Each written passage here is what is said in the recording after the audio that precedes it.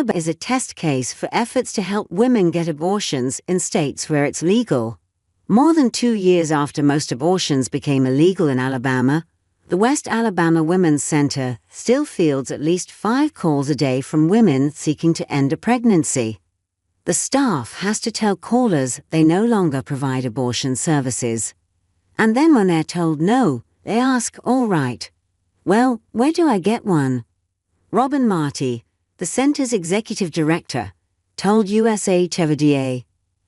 And that's when we can't say anything.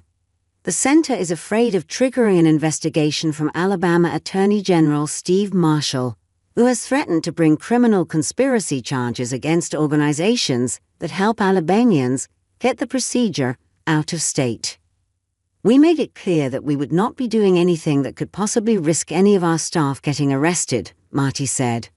More 2 years ago, u.s.a. overturned the right to an abortion. Here is how each state changed. A federal judge may soon rule on whether Marshall has the power to do that, and the decision could have national repercussions. If Marshall is successful, other anti-abortion states could follow his lead, as out-of-state abortions have significantly increased since the Supreme Court ended the constitutional right to an abortion. A loss for abortion rights advocates could further fire them up before the November election.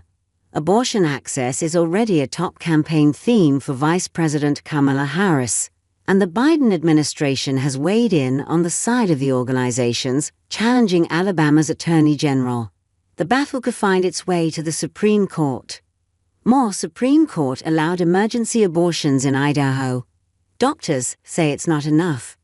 While the court's 2022 decision overturning Roe v. Wade didn't address the issue of out-of-state abortions in the majority's opinion, one conservative justice did mention it.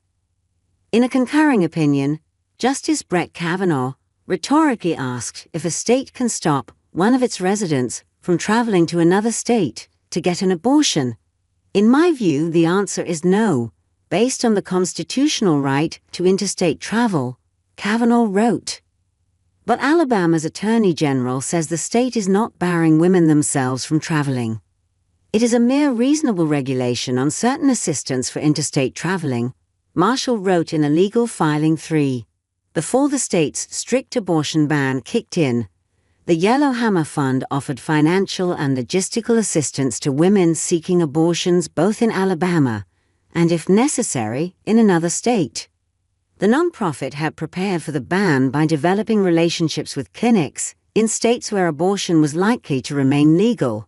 The group developed referral and case management systems to respond to the expected increase in requests and planned for a bigger budget and more staff, according to a legal filing.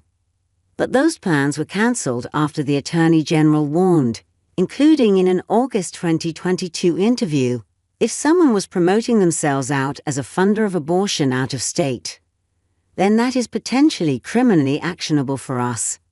Yellowhammer stopped sharing information and support for out-of-state abortions.